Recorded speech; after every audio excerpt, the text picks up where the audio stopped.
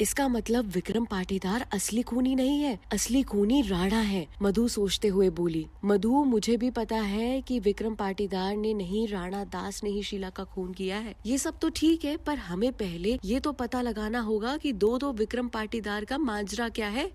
निखिल मधु की ओर देखकर बोला, हम ये भी पता लगा लेंगे, तुम उसकी चिंता मत करो। फिलहाल इस बात की तसल्ली है कि हमें असली खूनी मिल गया है। हम इसे पुलिस के हवाले कर फिर इसके खिलाफ सबूत इकट्ठा कर सकते हैं। प्राची इतना बोलकर अपना लैपटॉप ऑन करने लगी और मधु और निखिल चुपचाप बैठकर प्राची की ओर देखने लगे। पर तभी निखिल चुप्पी तोड़ते हुए बोला, राणा बहुत चालाक है, हमें नहीं लगता कि वो हमें कोई भी सबूत इकट्ठा करने भी देगा। दुश्मन चाहे जितना चालाक हो, वो कोई ना कोई गलती कर ही देता है। हमें ऐसे हारना नहीं चाहिए। ये कहकर प्राची ने अपने फोन से सबको फोन किया और मिस सलोनी, एडवोकेट, शीला के भाई बहन को रूम पर बुलाया। मिस सलोनी और एडवोकेट तो आ गए प्राची के रूम पर, लेकिन शीला के भाई बहन अब तक नहीं आए। प्राची को ये देखकर उनकी फिक्र भी होने लगी, पर फिर उसे लगा कि हो सकता है वो किसी जरूरी काम में फंसे हों, इसीलिए ना आ पाए हों। मिस सलोनी और एडवोकेट आकर ही बोले, क्या बात है प्राची, आज फिर हमें यहाँ क्यों बुलाया? मैम, असल में शीला का मर्डरर विक्रम पाटीदार नहीं बल्कि राणा दास ने किया है। प्राची मिस सलोनी की ओर देखकर बोली, तुम्हें ये बात कैसे पता चली कि आयशा और राणा दास ने ही शीला का मर्डर किया है? एडवोकेट बोला, मुझे तो उस पर तभी शक हो गया था जब मैंने उसे उन तस्वीरों में देखा था।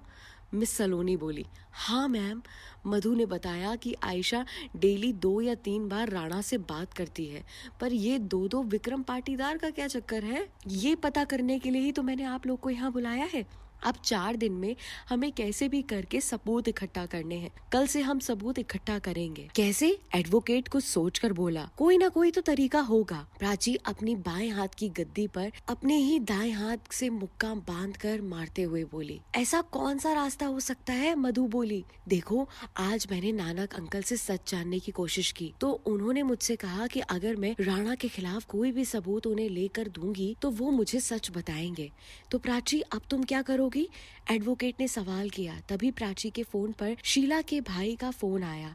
प्राची की कॉल रिसीव करते ही उसके भाई ने घबराकर एक ही सांस में सब बोल दिया, दीदी प्लीज जल्दी आ जाइए, प्लीज हमें आपकी जरूरत है। प्राची ने उसकी आवाज से भाप लिया था कि वो कोई मुसीबत में है। प्राची ने उन सबको ये कहकर बीच में छोड़ दिया कि वो अभी 1 घंटे के अंदर लौट कर आती है और अगर वो नहीं आए तो फिर अब सब अपने घर चले जाएं। फिर कल कॉलेज के पास वाले कैफे में मीटिंग करके वो सारी डिटेल्स बताएगी और खुद शीला के घर की ओर निकल गई।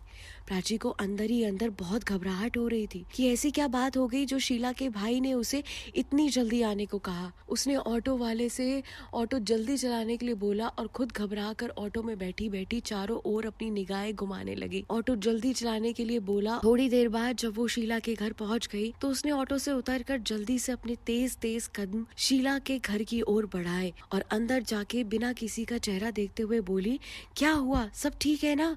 ये कहते हुए उसकी नजर शीला के भाई बहन पर पड़ी। वो रो रहे थे, उनकी आंखों से आंसू बह रहे थे। प्राची ने जल्दी जाकर शीला के भाई बहन को संभाला और उनकी आंखों से आंसू पोंछते हुए बोली, क्या बात है, ऐसे क्यों रो रहे हो तुम दोनों? पर उन दोनों ने प्राची की बात का कोई जवाब नहीं दिया और लगातार रोते रहे। प्राची उन्हें बार बार हौसला देकर उनसे ये जानने की कोशिश कर रही थी कि वो क्यों रो रहे हैं। थोड़ी देर बाद प्राची के काफी मनाने के बाद शीला के भाई बहन रोते रोते बोले, दीदी वो पापा को, और इतना कहकर फिर फूट फूट कर रोने लगी। प्राची ने सुनकर झट से घबराते हुआ, क्या हुआ अंकल को, बताओ क्या हुआ अंकल को? तभी शीला का भाई बोला, दीदी हमारे पापा को किसी ने किडनैप कर लिया है। ये सुनकर प्राची शॉक हो गई। ये क्या कह रहे हो तुम? पर किसने किया ये सब? दीदी हमें नहीं पता कि उन्होंने किसने किडनैप किया, पर उन्हें कोई किडनैप करके ले गया। कब की बात है ये? प्राची सोचकर बोली, ये उसी दिन की बात है जब आप हमसे मिलने हमारे घर आई थी। उस दिन हमारे पास किसी का फोन आया था और उसने हमें कहा कि अगर हमने आपको कोई भी बात बताई तो वो हमारे पापा को वैसे ही मार डालेंगे जैसे उन्होंने शीला दीदी को मारा था। शीला का भाई रोते रोते बोला। प्राची ये सुनकर 2 पल के लिए ठहर गई और जमीन पे आ गिरी। उसकी आंखों में भी आंसू आ रहे थे। फिर भी उसने खुद को संभालते हुए उन दोनों की तरफ हाथ बढ़ाकर उन्हें गले लगाया और फिर बोली, तुम दोनों टेंशन मत लो, हम अंकल को बचा लेंगे, उन्हें कुछ नहीं होगा, कुछ भी नहीं होगा। पर क्या तुम लोगों ने पुलिस में कंप्लेन करी?